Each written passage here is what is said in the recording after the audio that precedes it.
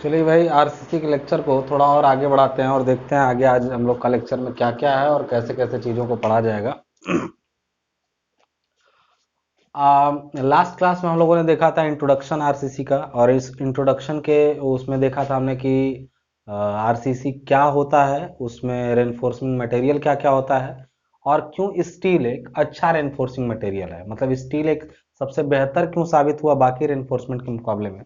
ये चीज़ें ऑलरेडी हम पिछले लेक्चर में देख चुके हैं। इंफॉर्मेशन के तौर पे बता दूं कि अगर आप पूरा सीरीज आरसीसी का कंटिन्यू देखना चाहते हैं तो डिस्क्रिप्शन बॉक्स में ऐप का लिंक मिलेगा आपको। उस लिंक से आप ऐप में जा करके कोर्स को परचेज करके पूरा आरसीसी अपना कंप्लीट कर सकते हैं। बाकी डेमो क्लासेस या कुछ इनिशियल क्लासेस आपको यूट्यूब पर ही मिल जाएंगी, ठीक है ना। और उसका क्या प्रोसेस है उसके जाने के लिए डिस्क्रिप्शन बॉक्स चेक करिए, और तब तक के लिए क्लासेस देखिए और आपको कितना बेनिफिशियल लग रहा है उसको अपना एनालाइज करिए और आगे चलते हैं हम लोग, ठीक है ना। अब देखिए जरा यहाँ पे देखिए, कोई भी इंफॉर्मेशन लेने के लिए ना जो अलग अलग से व्हाट्सएप पे मैसेज करते हैं, तो टेलीग्राम पर मैसेज नहीं करना है। टेलीग्राम का एक चैनल है, सिविल टेक सॉल्यूशन के नाम से टेलीग्राम का चैनल है। उस चैनल में जाएंगे और डिस्क्रिप्शन बॉक्स में चैनल का लिंक भी है। उस लिंक में जाके अगर चैनल में आप ऐड हो जाते हैं तो कोई भी मेरी न्यूज मुझे देनी होती तो मैं वहीं पर दे देता हूँ जाके। मतलब चैनल, आप मुझे पर्सनल टेलीग्राम पे मैसेज मत करिए। आप टेलीग्राम चैनल में जाएंगे तो वहां आपको मैसेज नहीं करना, बस चैनल पे सब्सक्राइब कर लेना है, ज्वाइन कर लेना है चैनल को। वहां पे कोई भी नई न्यूज होगी तो उसका टेलीकास्ट हो जाएगा, या फिर आप यूट्यूब के कम्युनिटी उसमें न्यूज फीड में मैं डाल सकता हूँ चीज़ों को। तो एनी हाउ टच में रहिए जिससे आपको अपडेट्स मिलता रहे, ठीक है ना। और उस टच में रहने के लिए जो भी रास्ते आपको लगे वो आप अडॉप्ट कर लीजिए। तो चलिए आइए देखते हैं हम लोग क्या है यहाँ पे हिसाब किताब। आज का दूसरा टॉपिक जो आपका है उसमें introduction to following methods of RCC design. RCC design के निम्नलिखित जो मेथड है उनके बारे में इंट्रोडक्शन लेना है। मेथड्स क्या क्या है अभी तक देखिए मैंने, अगर आप बिल्कुल नए हैं आरसीसी के लिए। दूसरी चीज, कोई जेई की भी तैयारी कर रहा हो ना तो एक चीज मैं बता दूं, आरसीसी का सिलेबस जो इस टाइम में पढ़ा रहा हूँ वो डिप्लोमा का और जेई का ऑलमोस्ट सेम है। बस जेई वालों को थोड़ा एमसीक्यू करना पड़ेगा उसमें, और डिप्लोमा वालों को एमसीक्यू छोड़ करके कन्वेंशनल पे ध्यान देना है। एमसीक्यू मतलब होता है मल्टीपल चॉइस क्वेश्चंस। मतलब आपको जो एग्जाम्स में एमसीक्यू आते हैं जूनियर इंजीनियर के एग्जाम में, और डिप्लोमा के एग्जाम में भी अब एमसीक्यू आने लगे हैं कई बार। ऑनलाइन एग्जाम्स, मान लीजिए आप लॉकडाउन में पढ़ रहे हैं तो ऑनलाइन एग्जाम्स कई बार कई स्टेट की गवर्नमेंट ने लिया तो उसमें एमसीक्यू कराया गया। तो उसको जो लोग अवॉइड कर रहे हैं कि हमें तो कन्वेंशनल पढ़ना है, हमें वन लाइनर से क्या मतलब है, तो ये चीज जान लीजिए। अब एग्जाम्स में ऐसा संभव है कि लिखने वाला एग्जाम ना हो करके किसी केसेस में, लॉकडाउन के केस में या किसी भी अन्य केस में, आपका जो एग्जाम हो वो एमसीक्यू बेस्ड ही हो जैसे जेई का होता है। तो इसलिए मैं यहाँ पे पहले क्लियर कर दूं कि डिप्लोमा वालों लोगों को भी न्यूमेरिकल लगाने के साथ साथ एमसीक्यूज पर ध्यान देना है। और अगर कोई जेई का बंदा इस क्लास को देख रहा है तो उसके लिए भी बराबर बेनिफिशियल है, क्योंकि कई सब्जेक्ट होते हैं जिनमें काफी चेंजिंग होती है। जैसे कि अगर फ्लूइड मैकेनिक्स आप पढ़ रहे होते तो डिप्लोमा का और जेई का काफी अलग है। मैं मना कर देता कि आप मत देखिए सिलेबस को, दोनों एक अलग अलग ट्रैक पे। लेकिन जो आरसीसी का सिलेबस है तो वो ऑलमोस्ट दोनों लोगों को सेम ही पढ़ना है, बस अप्रोच अलग अलग होंगी और वो क्या होंगी वो आप अपने से कर जाएंगे, लेकिन बेसिक सबको समझना है, ठीक है ना। तो आइए देखते हैं। सबसे पहले देखिए, आरसीसी में पिछले क्लास में हमने ये देखा था कि जो आरसीसी है वो क्या है। आरसीसी क्या है का मतलब होता है कि ये किस पदार्थ को आरसीसी कहेंगे। तो आपने कहा था कि कंक्रीट, कंक्रीट रहेगी सर, और प्लस उसमें हम क्या कर देंगे, उसमें हम कर देंगे कुछ रेनफोर्समेंट। कंक्रीट में हम सर कुछ रेनफोर्समेंट कर देंगे तो वो बन जाएगा क्या आपका आरसीसी। तो इस रेनफोर्समेंट की जगह पर हमने क्या यूज किया था, स्टील बार्स। स्टील बार्स, अच्छा इन बार्स, बार्स मतलब होती छड़ें, स्टील की छड़ों को स्टील बार्स बोला जाएगा। अच्छा, स्टील बार्स को या फिर हम लोग कहते हैं रेनफोर्समेंट को, देखिए ध्यान से यहाँ पे उस वर्ड को समझिएगा, रेनफोर्सिंग बार्स को, रेनफोर्सिंग बार्स को हम लोग यहां से रेनफोर्समेंट का री और बार, इसको उठा के हम लोग री बार भी बोलते हैं। री बार किसको बोलते हैं, रेनफोर्सिंग बार को। रेनफोर्सिंग बार को री बार भी बोलते हैं। बात समझ में आ रही ना। तो ये सारे नाम आप याद रखिएगा। री बार का मतलब हुआ reinforcing bar, the bar which are use to reinforce a cement concrete is called rebar. बात समझ में आ रही ना। तो आरसीसी क्या है ये मैंने बताया था। Steel, why steel is suitable for reinforcement, it has already been discussed in the previous lecture. Today we have to discuss the methods of design of RCC members. अब देखिए हमने क्या डिस्कस करना है आज कि हम लोग किन किन मेथड से आरसीसी के मेंबर्स के डिजाइन कर सकते हैं। पहले आरसीसी के मेंबर्स क्या क्या होते हैं, ठीक है ना। आरसीसी के मेंबर का मतलब हुआ जितने भी घर में आप कंक्रीट की चीजें, अच्छा कंक्रीट प्लेन बहुत कम ही लोग देखे होंगे, जरूर कंक्रीट में छड़ें लगी हुई आपने देखी होंगी, बिना छड़ों के कंक्रीट कम ही दिखती है आपको। पीसीसी में दिख सकता है, फाउंडेशन वर्क में दिख सकता है, लेकिन कंपलसरी नहीं है, लेकिन ज्यादातर केसेस में आपने छड़ों के साथ देखा होगा, ठीक है। अब उस केस में समझिएगा जरा यहाँ पे कि अगर आपने आरसीसी कहीं भी अपने घर के अंदर कहीं भी आरसीसी आपने देखा हुआ है तो उसके बारे में आप सिंपल सी बात समझिए, आप करते क्या है। असल में देखिए डिजाइन शब्द का जो मतलब होता है पहले उसको समझिए। ये एक शब्द आया आपके सामने विच इज डिजाइन। डिजाइन का मतलब क्या होता है जानते हैं? डिजाइन का मतलब होता है कि अगर आपको बताया जाए कि सर मेरे मेरे जो मेरी जो बीम है, सपोज आपने एक छत बनाया उसके नीचे कोई बीम है या छत खुद ही है, उस पर जो है ना कितना इतना लोड आ रहा है, सपोज लोड कितना आ रहा है ये आपको बता दिया गया। अब लोड कैसे डिसाइड होता है? आईएस 875 में लास्ट क्लास में हमने जो लोड का क्लासिफिकेशन या लोड का जो बीआईएस के अकॉर्डिंग जो डिस्क्रिप्शन दिया था लोड के बारे में थोड़ा बहुत, तो वो आपने सुना होगा। तो आपने देखा होगा कि देखिए कोई भी मेंबर हो, सबसे जो बड़ा दिक्कत वाला चीज है लोड होता है। अगर छत के ऊपर लोड ही ना आए तो छत इतनी भारी बनाने की क्या जरूरत है? हम तो टीन वगैरह की छत बना दे, लेकिन हम जानते हैं टीन की छत पे हम टहल नहीं सकते हैं, घूम नहीं सकते हैं, उसके ऊपर अगला फ्लोर नहीं बना सकते हैं। इसी वजह से तो हमें किसकी जरूरत पड़ती है? लोड कैलकुलेशन की। और हमारे लिए सबसे बड़ा खेल होता है लोड। अगर हमें लोड पता हो, कहीं भी किसी जगह पर आने वाला लोड अगर हम लोगों को अच्छे तरीके से क्या हो पता हो, तो उस लोड के बेसिस पर यह बताना, ध्यान दीजिएगा, लोड पता हो, आपको बोल दिया गया कि 20 किलो सामान उठाना है, बताइए कितने आदमी लगेंगे। तो इसी तरह इतना लोड आ रहा है, बताइए बीम की साइज क्या होगी, बताइए उसमें छड़ें कितनी लगेंगी और वो छड़ें कितने डायमीटर की होंगी। ये सारी चीजें बताना, मतलब ये सारी चीजें बताना ये दिया रहेगा, और ये सारी चीजें बताना ही क्या कहलाता है? डिजाइन करना कहलाता है। डिजाइन करने का मतलब क्या हुआ हो, ये सारा ये लोड दिया गया हो, लोड की जगह पर देखिए लोड का अलग अलग इफेक्ट भी दिया जा सकता है। लोड की जगह लोड का अलग अलग इफेक्ट भी दिया जा सकता है। लोड के इफेक्ट में किसी बीम पर क्या असर पड़ता है? असल में जब किसी बीम पर लोड पड़ता है, सपोज ये बीम है, आपने सोम में पढ़ा होगा कि अगर ये एक बीम है और बीम पर लोड आ रहा हो, ऐसे लोड आ रहा हो, ये यूडीएल हमने लगाया हुआ है, आप सबने आई होप सोम पढ़ा होगा, तो ये यूडीएल है। यूडीएल की जगह पर हो सकता है केवल पॉइंट लोड लगा हो सकता है कि यूडीएल और पॉइंट लोड दोनों लगे हों।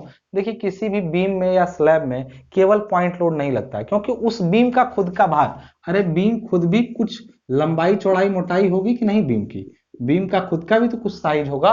और ये जो बीम का खुद का वेट होता है ना, वो हमेशा यूडीएल मतलब बटा हुआ होता है, उसका खुद का भार एक ही जगह थोड़ी होता है।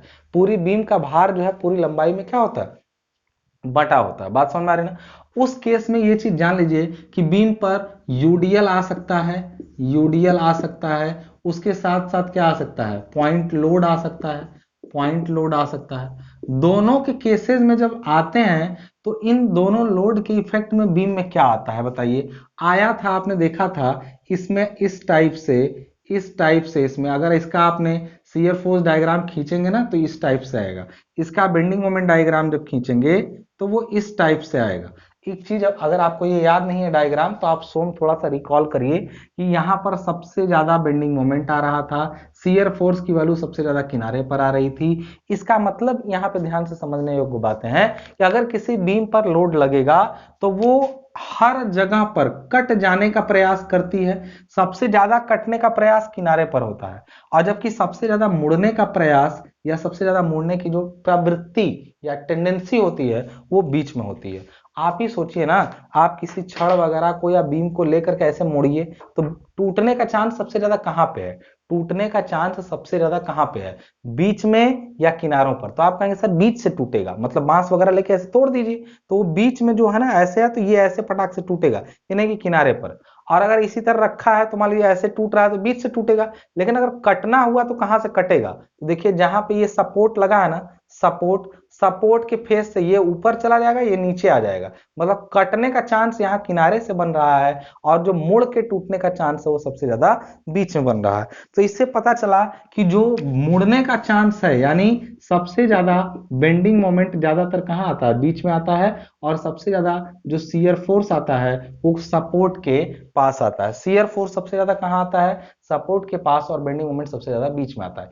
एक जनरल बीम की हमने आपसे बात बताई, इसको देखिए, ये चैप्टर बहुत कम में आपके सिलेबस में समझाने के लिए दिया है, लेकिन ये न्याय संगत नहीं कि मैं इसको झटके से आपको समझा दूं, क्योंकि ये समझ लेंगे तो फिर आगे बहुत सारी चीजें क्या हो जाएंगी, आसान हो जाएंगी। डिजाइन क्या है, डिजाइन कैसे करना है, वो सारी चीजों को इसमें अच्छे तरीके से समझाया गया। तो हमने ये देखा कि अगर डिजाइन होता क्या है, तो आपने सबसे पहले बताया सर अगर हमें लोड पता हो तो हमें बताना होता है कि हम बीम की साइज क्या रखें, उसमें कितनी छड़ें लगाएं, उसमें कितनी डाया की छड़ें लगाएं। ये बीम ही की बात नहीं है, ये कोई बीम हो सकती है, ये कोई कॉलम हो सकता है, ये कोई स्लैब हो सकती है, ये कोई रिटेनिंग वॉल हो सकती है, ये कोई स्टेयर केस हो सकता है, स्टेयर केस, ये कोई टी बीम हो सकता है, ये कोई इन्वर्टेड टी बीम हो सकता है, या ये एक ओवरहेड टैंक हो सकता है। मतलब a lot of RCC structures are available. तो यहाँ बहुत सारे, ये सारी चीजें किसकी बनी है, आरसीसी की बनी है। ये सारी चीजें किसकी बनी है, आरसीसी की बनी है। तो इन सारे स्ट्रक्चर को आरसीसी से बनाया जाएगा, किसी भी साइज का बना दें, बीम बनाना है तो किसी भी साइज का बना दे, छत कितना भी मोटा बना दे, अरे लोड के अकॉर्डिंग ना बनाया जाएगा कि इतना लोड आ रहा है तो इतना मोटा बनेगा, इतना लोड आएगा तो इतना मोटा बनेगा। मतलब the size and shape and reinforcement this all depends upon load. असल में लोड पर भी नहीं, असल में हम बात कहें तो लोड पर भी नहीं, असल में वो डिपेंड करता है किस पर, बेंडिंग मोमेंट पर और शियर फोर्स पर। बीम में लोड लगने से कोई खास समस्या नहीं आती है, असल में लोड का इफेक्ट पड़ता है, लोड की वजह से आते हैं शियर फोर्स और बेंडिंग मोमेंट।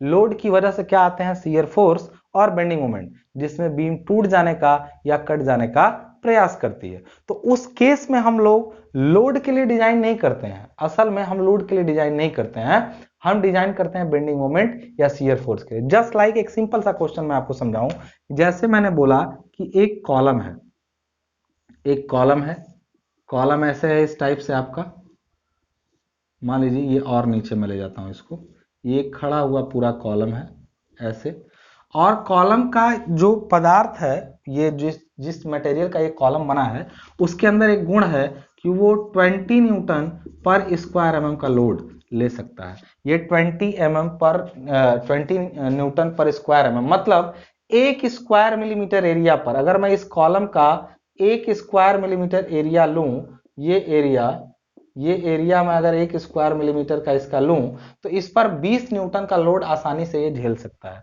इस पर 20 न्यूटन का लोड ये आसानी से झेल सकता है।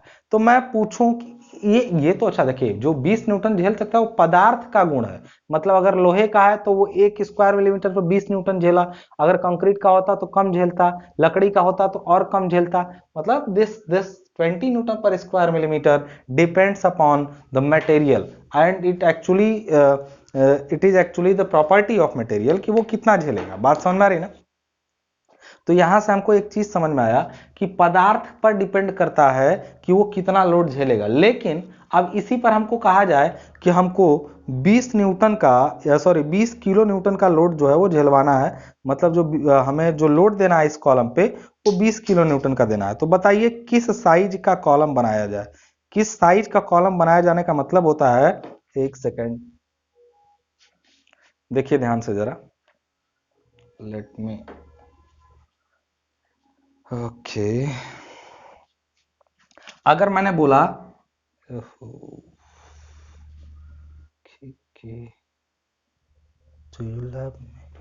अगर ये आपका एक स्क्वायर मिलीमीटर का एरिया जो है वो अगर 20 न्यूटन झेल सकता है और हमें लोड देना है इस पर सपोज 40 किलो न्यूटन का, 40 किलो न्यूटन का लोड देना, तो ये बताइए इसका एरिया कितना रखा जाए। कहेंगे सर एक स्क्वायर मिलीमीटर 20 न्यूटन झेल रहा है, अच्छा ये न्यूटन है, ये किलो न्यूटन है, ध्यान रहे। तो मैं पूछूं इसका एरिया कितना होगा, तो कहेंगे एरिया ए बराबर जो होता है, एरिया का छोड़िए, स्ट्रेस बराबर जो होता है, ध्यान रखिएगा यहाँ पे, लेट मी क्लियर। तो आपने देखा कि स्ट्रेस जो होता है, स्ट्रेस बराबर होता है load upon area, load upon area. मतलब लोड और एरिया का स्ट्रेस, मैक्सिमम स्ट्रेस कितना डेवलप कर सकता है, स्ट्रेस क्या आप जानते हैं, अंदर से कोई चीज जितना बल लगा लेती है, तो मैक्सिमम ये 20 न्यूटन का बल लगा सकता है। अगर आप इस पर 20 लगाएंगे तो ये भी 20 लगा, अगर आप 21 किए तो ये टूट जाएगा। इसका मतलब मैक्सिमम ये 20 का बल ही सहन कर सकता है। तो हमने ये पता कर लिया है कि ये अपने 1 स्क्वायर मिलीमीटर एरिया पर मैक्सिमम 20 न्यूटन का लोड ले सकता है। तो यहीं से एरिया बराबर अगर हम लोग लिखेंगे, एरिया बराबर, तो आप कहेंगे लोड यानी 40 गुणा 10 की घात 3 किलो न्यूटन है, तो ये न्यूटन में आ गया, डिवाइडेड बाई स्ट्रेस। एरिया बराबर क्या होगा, लोड अपॉन स्ट्रेस, स्ट्रेस है 20 न्यूटन। ये भी किसमें है, न्यूटन, ये भी किसमें है, न्यूटन पर स्क्वायर mm। तो स्क्वायर mm चला जाएगा ऊपर, अगर आप कहें तो ये 20 से 2 बार में ये कैंसिल होगा, 2 × 10⁻³ आपका आ गया स्क्वायर मिलीमीटर में एरिया। ये 2000 स्क्वायर मिलीमीटर जो एरिया आया वो किसका आया, मतलब ये एरिया अगर 2000 स्क्वायर mm रहे, 2000 स्क्वायर mm, तो वो इस पूरे 40 किलोन्यूटन के लोड को क्या करेगा, झेल जाएगा, अगर इस पदार्थ से बना हो तो आपने कॉलम का डिजाइन नहीं कर दिया, डिजाइन कर दिया कैसे, अगर पूछें कि कॉलम का एक साइड कितना होगा, साइड, तो आप कहेंगे एरिया इतना है, अगर स्क्वायर कॉलम हो तो √2000 मिलीमीटर में इसकी क्या हो जाएगी, साइड हो जाएगी। जैसे अगर कहूं कि एक कॉलम का एरिया जो है वो 400 स्क्वायर mm है, और अगर स्क्वायर कॉलम है तो साइड कितनी होगी, साइड इसकी, तो साइड √400 यानी 20 का अगर एक कॉलम बनाया तो उसका एरिया हो जाएगा 400 स्क्वायर mm। तो ये कॉलम 400 स्क्वायर mm का होगा, आसानी से लोड को झेल जाएगा। तो अभी ये 2000 स्क्वायर mm, तो √2000 हमने ले लिया इसको। ये हमने क्या समझाया आपको, ये बताया कि किसी चीज का अगर हमें पता रहे कि वो किस पदार्थ का बना है और उस पर लोड कितना आ रहा है, तो हम बता सकते हैं किस पदार्थ का बना है और उस पर लोड पता चल रहा है, तो हम बता सकते हैं कि उसकी साइज कितनी रखी जाए। इसी तरीके से साइज की जगह पर रेनफोर्समेंट कितना, और उस रेनफोर्समेंट का यानी छड़ का डाया कितना, ये सारी चीजें बता सकते हैं। ये कॉलम के रेस्पेक्ट में इजी था समझना कि आप ही बताइए, अगर 100 किलो लोड उठाना है, 100 किलो लोड उठाना है और एक व्यक्ति 20 किलो उठा सकता है, तो कितने व्यक्ति लगेंगे, 5। तो यही बताना कि कितने लगेंगे या यही कि कितनी साइज रखी जाए, डिजाइन करना कहलाता है। बात समझ आ रही ना। तो डिजाइन में हम लोग क्या डिसाइड करते हैं, हम डिजाइन में डिसाइड करते हैं size, bar and diameter of bar. I hope आपको डिजाइन का कॉन्सेप्ट समझ में आएगा कि डिजाइन कहते किसको है, डिजाइन क्या बला है, ठीक है। अब इन डिजाइन को समझने के लिए इसमें इनके बारे में बात करनी है, जरूर नहीं कि इन पर आज ही बातें खत्म हो जाएं, ये कई लेक्चर का काम हो सकता है, लेकिन हम लोग 1 बाय 1 चीजों पर बात करेंगे। सबसे पहले हम लोग बात करेंगे कि डिजाइन के मेथड जो है, उनमें से पहला मेथड जो है WSM है, और पहले मेथड्स को बांटा ही क्यों गया उस पर भी हम लोग बात करेंगे, तभी आप उनको आसानी से एब्जॉर्ब कर पाएंगे। देखिएगा जरा यहाँ पे, तो पहले इनको बांटा क्यों गया, उसकी जरूरत क्या पड़ी, ठीक है ना। कई तरीके थे डिजाइन करने के।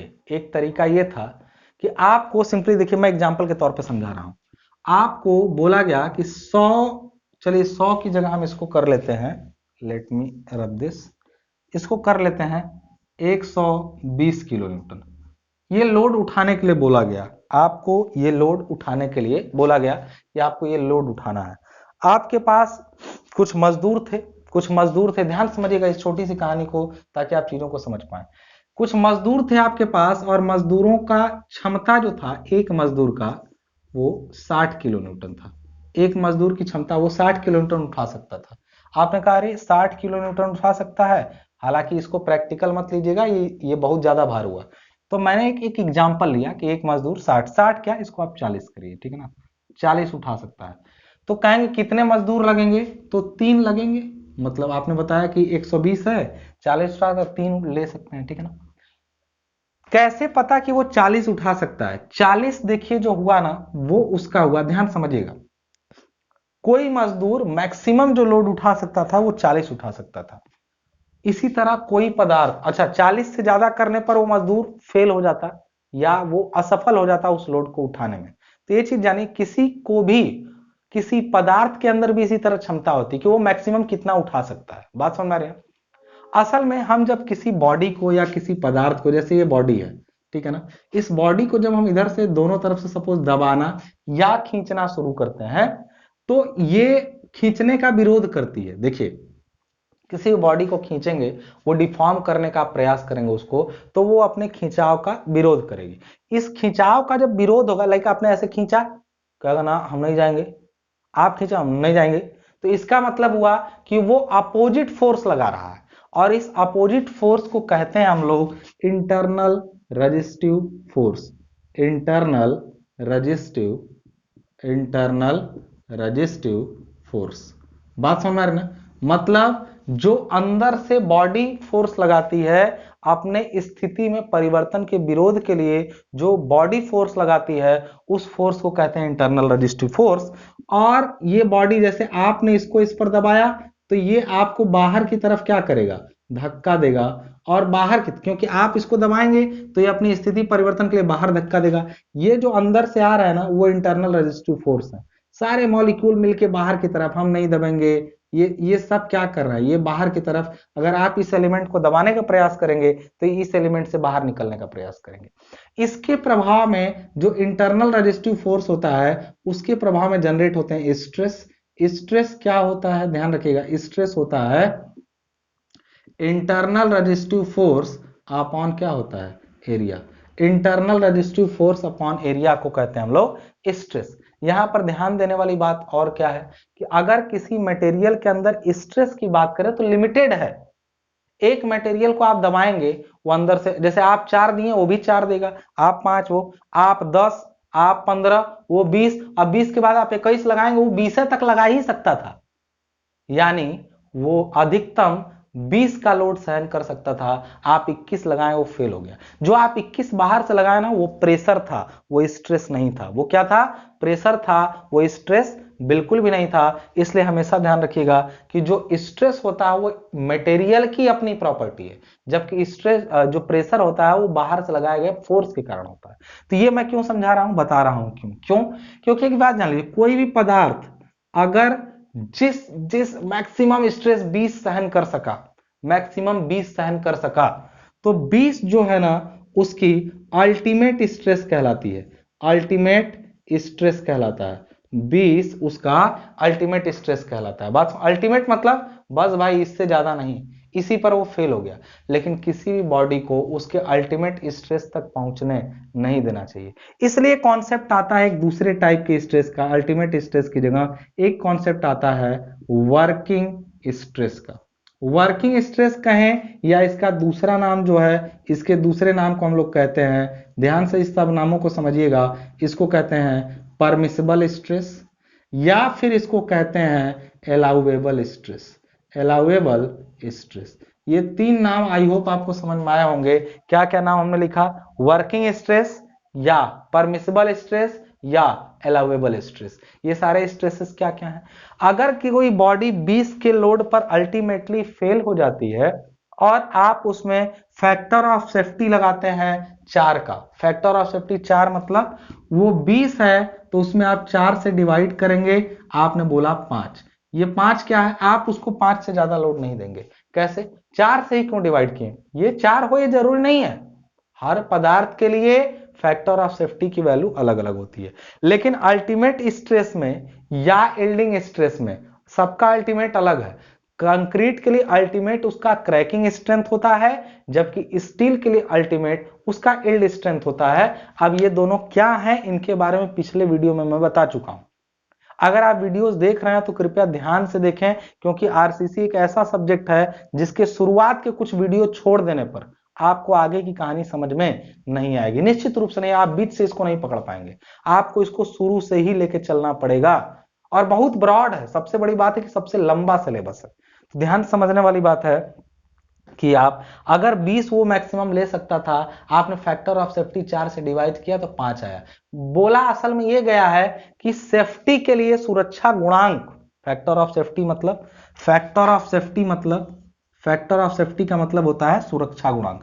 सुरक्षा गुणांक 4 लिया गया, यानी आप उसको असल में जो 20 झेल सकता था उसको 1/4 यानी 5 लोड ही देंगे। क्यों क्यों ऐसा आप करेंगे? क्योंकि दिक्कत होगी, जितना ले सकता है पूरा दे दिए, मर ही जाओ आदमी, तो उसका 1/4 देंगे। 1/4 देंगे कि 1/3 देंगे कि हाफ देंगे, that depends on the situation, type and process of making members. मतलब मेंबर्स को बनाने का जो तरीका है, जो कंस्ट्रक्शन का तरीका है, उस पर डिपेंड करता है। तो मैंने अभी क्या बताया कि अल्टीमेट स्ट्रेस क्या होता है जिस पर मटेरियल फेल होता है, लेकिन वर्किंग स्ट्रेस क्या होता है या अलाउएबल स्ट्रेस क्या होता है? अल्टीमेट स्ट्रेस में फैक्टर ऑफ सेफ्टी से डिवाइड करने के बाद we are allowed or we are permitted to the special amount of stress like 5 से ज्यादा लोड नहीं दे सकते हैं। क्यों? क्योंकि यही अलाउएबल है, इससे ज्यादा अलाउ नहीं है। यही परमिसिबल है क्योंकि इससे ज्यादा की परमिशन नहीं है देने की, या यही वर्किंग है यानी असल में यही ज्यादा से ज्यादा इस पर वर्क कर सकता है, ये माना जाएगा। बात समझ आ रही ना? अब let us talk about actual stress. आप किसी मटेरियल को लोड लगाकर 20 पर फेल कर देते थे, मतलब फेल हो जाता था 20 पर, लेकिन आपको अलाउ किया गया कि आप 5 से ज्यादा नहीं देंगे। 5 से ज्यादा वर्किंग नहीं है, परमिसिबल नहीं है या अलाउएबल नहीं है, आपको ऐसा पता चला। अब इस केस में आप क्या करेंगे बताइए? इस केस में आप क्या करेंगे? इस केस में आप कहेंगे कि अच्छा स्ट्रेस क्या होते हैं? इस बॉडी पर लोड लगाया जाएगा तो अंदर से स्ट्रेस आएंगे। क्या लोड नहीं लगाने पर भी स्ट्रेस आएंगे?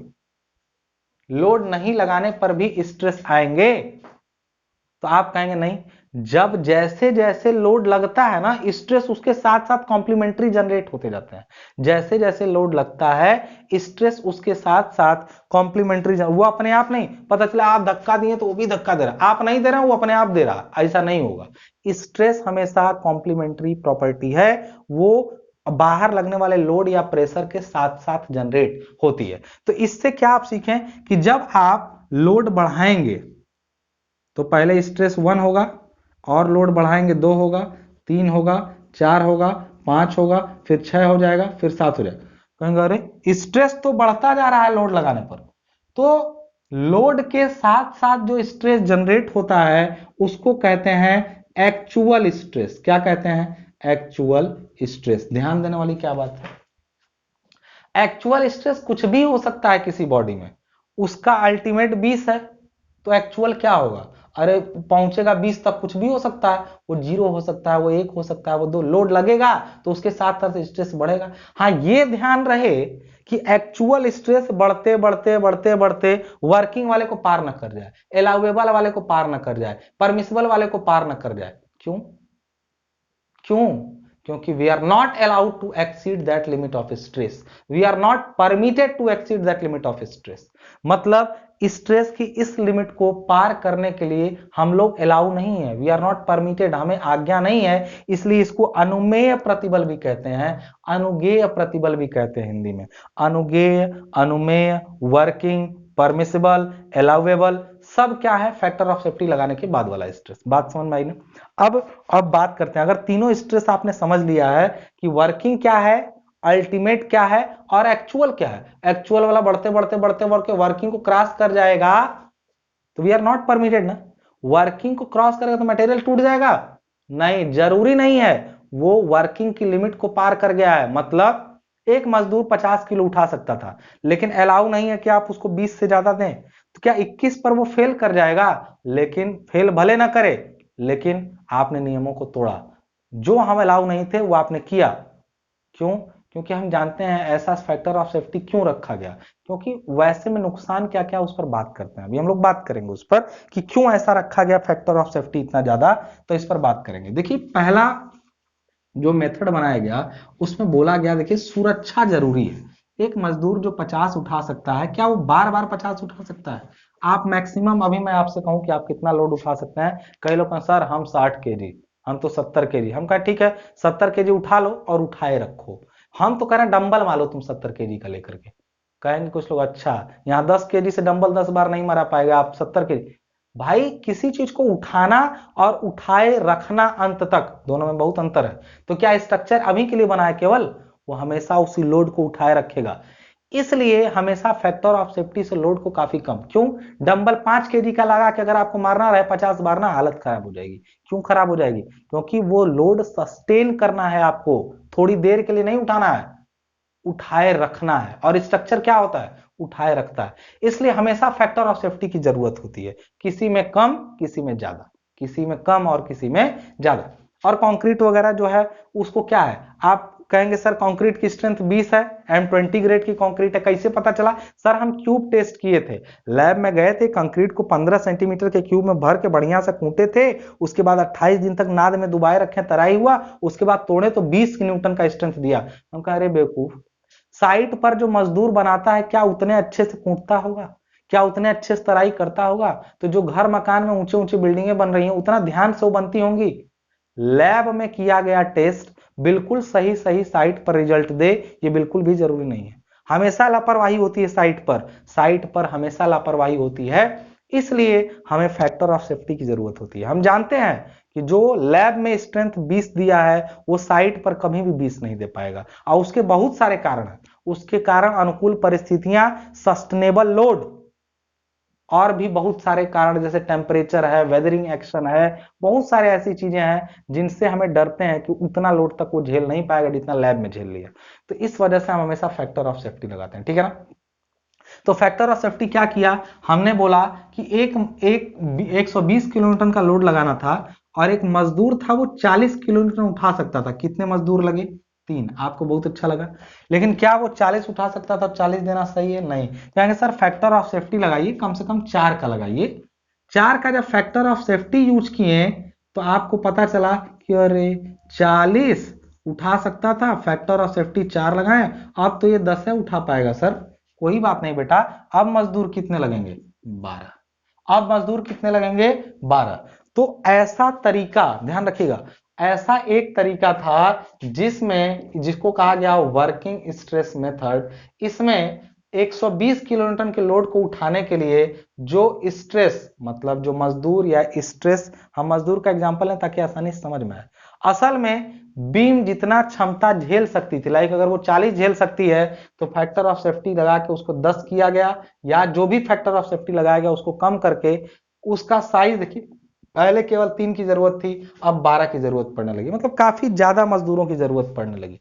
तो जो वर्किंग स्ट्रेस मेथड था उसमें हम लोगों ने वर्किंग स्ट्रेस पर ध्यान दिया। वर्किंग स्ट्रेस पर ध्यान देने का मतलब क्या हुआ, उसकी एक्चुअल स्ट्रेंथ पर ना ध्यान देके एक्चुअल स्ट्रेस पर ना ध्यान देके किस पर ध्यान दिया गया? वर्किंग स्ट्रेस पर। यह माना गया कि कोई भी स्ट्रक्चर मैक्सिमम अपने वर्किंग स्ट्रेस के बराबर स्ट्रेस झेल सकता है, और इसी के दम पे ये बनाया गया। बात समझ में आ रही है? दूसरा मेथड कहा गया नहीं यार इससे बड़ा घाटा हो रहा है, 12 मजदूर लगाने पड़ेंगे, तो क्यों ना हम लोग एक ऐसा काम करें ULM, जिसको कहा गया ultimate load method. Ultimate load method, इसमें कहा गया देखिए सेफ्टी ही तो बढ़ानी है ना, 40 तो नहीं कह सकते हैं। 40 कहना न्याय संगत इसलिए नहीं है क्योंकि अगर एक मजदूर 40 उठा सकता है, लोड 120 का आप पटा कर तीनों लगा दिए, तो ये तीनों उठा तो लेंगे एक चक्कर, but they can not sustain the load, लंबे समय तक इसको रख नहीं पाएंगे। तो उसके लिए हम लोगों ने क्या उपाय निकाला? उसके लिए हमने उपाय निकाला कि क्यों ना हम लोग एक दूसरा मेथड अडॉप्ट करें। अच्छा, इसमें भी डिजाइन किए, डिजाइन करके ये बताएं कि 3 लोग लगेंगे, ये बहुत खराब तरीका था 3 लोग वाला। तो हम लोगों ने असल में ये कोई तरीका ही नहीं है, ये तो बेकार हो गया, क्योंकि ये तो पूरा आपने ले लिया। आप बोला ये गया WSM में कि ऐसा है, ये तरीका अडॉप्ट करो, स्ट्रेस 40 की जगह 4 से डिवाइड करके 10 कर लो और 12, मतलब आपने डिसाइड किया कि 12 लोग लग के लोड को उठा देंगे, तो आपने डिजाइन किया कि we need 12% to carry that load of 120 kilonewton. तो ये डिजाइन ने तो किया, बीम का भी तो आप बताएंगे कि किस साइड कितनी बीम की साइज होगी जो उस लोड को उठा पाएगी, या कितने लोग होंगे जो उस लोड को उठा पाएंगे। इसी तरीके से ULM में या अल्टीमेट लोड मेथड में उल्टा कहा गया ये 40 झेल सकता है ना, इसको 40 ही रहने दो, इसको 40 ही रहने दो। तो क्या करें फिर? तो बोला गया कि ऐसा है, इसको 40 रहने दो, लेकिन जो लोड आ रहा है 120, उस 120 को ना तुम 1.5 गुना तक बढ़ा लो, यानी इस 120 को तुम 180 कर लो, इस 120 को 180 कर लो, 1.5 गुना बढ़ा लो। और मान लो कि 180 आएगा, इसको कुछ मत करो छेड़छाड़, बस इस लोड को बढ़ा लो। इसको बढ़ाने से असर क्या हुआ, कहा 180 बटा कहेंगे 40, यानी लोग कितने लगे, तो आपने कहा कि अरे सर ये तो लोड जो है ना आपका आ रहा है 4.5 लोग लगे।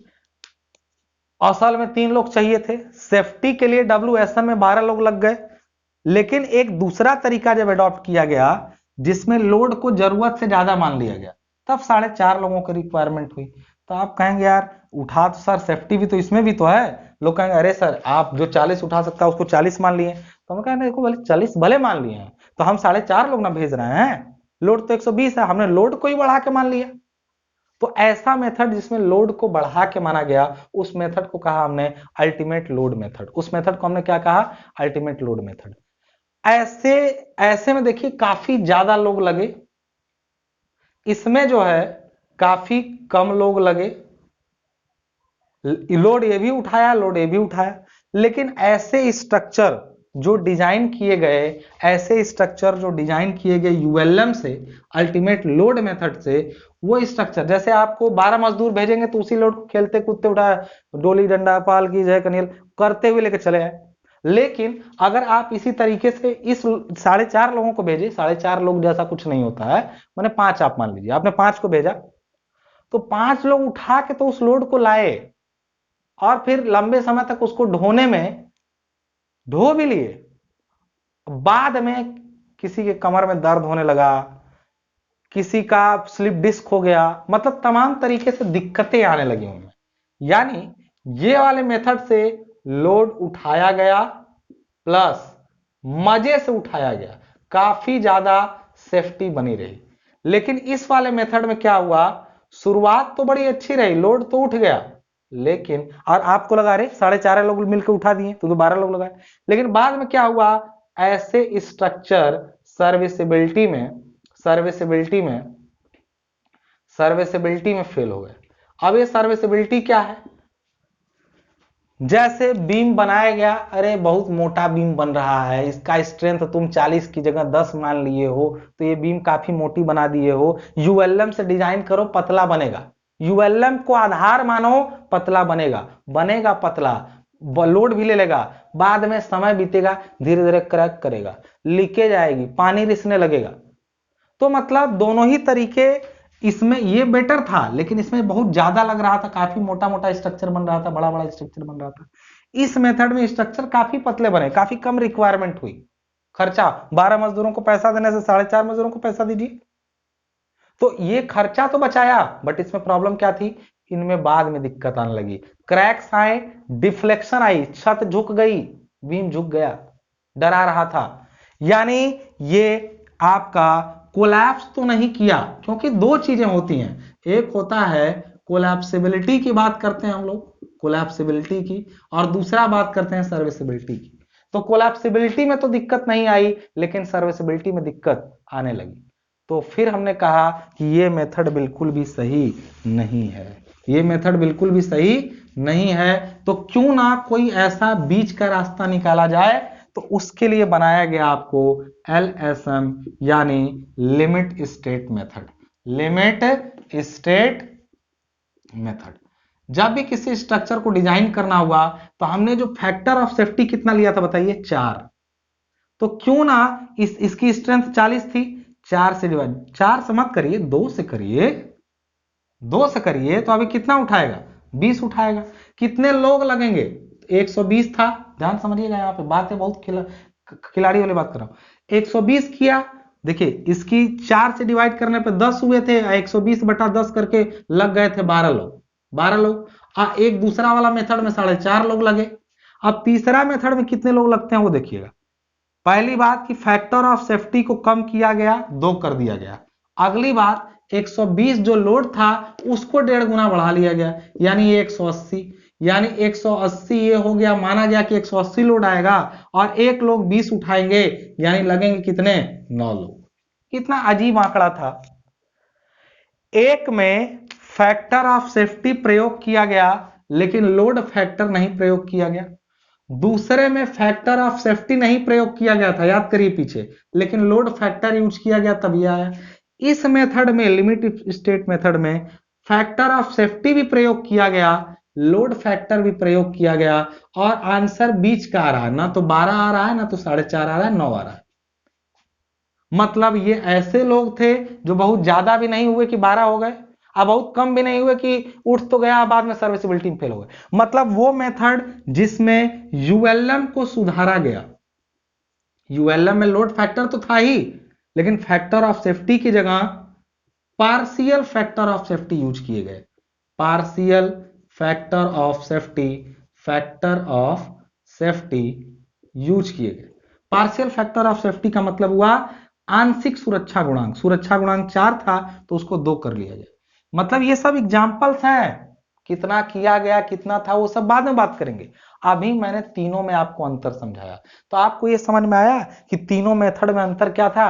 एक मेथड में केवल वर्किंग स्ट्रेस का यूज किया गया, दूसरे मेथड में ultimate stress plus load factor का यूज किया गया, तीसरे मेथड में पार्शियल फैक्टर ऑफ सेफ्टी और लोड फैक्टर का प्रयोग किया गया।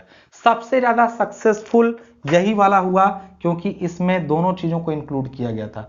आज भी कई जगहों पर ये वाला जरूरी होता है, लेकिन इस कहां जरूरी होता है, भारी स्ट्रक्चर के लिए। जहां पर स्ट्रक्चर भारी बनाना हो, बड़ा बनाना हो, वहां ये सही रहता है। जैसे डैम बनाना हुआ, रिटेनिंग वॉल बनाना हुआ, उसके लिए WSM मेथड सही रहता है। जबकि हल्के स्ट्रक्चर जहां स्ट्रेंथ की मेन बात स्ट्रेंथ रहता है, मेन बात भार नहीं रहती है, स्ट्रेंथ रहता है, वहां आज भी LSM का यूज किया जाता है। ये दोनों तीनों मेथड में बेसिक अंतर थे। तो हमने आपको वर्किंग स्ट्रेस मेथड का डेफिनेशन और उसमें अभी खाली इन तीनों के बारे में बताया। अभी ये समझ में आया कि वर्किंग स्ट्रेस मेथड क्या है, लिमिट स्टेट मेथड का भी डेफिनेशन और बेसिक एजम्पशन। अभी मैंने ये बेसिक एजम्पशन और डेफिनेशन नहीं बताया, अभी मैंने तीनों को प्रैक्टिकली अलग करके समझाया है। अभी बात करेंगे कि असल में वर्किंग स्ट्रेस में, अच्छा ये सब बातें समझने वाली थी, टेक्निकल बातें जो हैं जो कॉपी में लिखने वाली हैं वो मैंने नहीं बताया अभी, कि असल में ये सब समझाने के लिए था कि तीनों में अंतर क्या क्या हुआ। अब टेक्निकल बातें, ये देखिए आरसीसी पूरा न्यूमेरिकल सब्जेक्ट है, लेकिन इसके न्यूमेरिकल तक पहुंचने के लिए कम से कम 7 लेक्चर आपको, शुरुआत के 5 से 6 लेक्चर तक आपको समझना पड़ेगा, तब जाके उसका न्यूमेरिकल लगेगा, तब जाके। और उसके पहले अगर आप न्यूमेरिकल लगा रहे हैं तो ये होता है कि छोटा ही पेड़ हुआ, फल लगेंगे, लटक जाएंगे आप। समझिए उसके बाद न्यूमेरिकल, और न्यूमेरिकल में ये मत सोचिए कि शर्मा केवल आपको थ्योरी पढ़ाएगा, ऐसा न्यूमेरिकल पढ़ाएंगे ना कि सब चीजें क्लियर हो जाएंगी।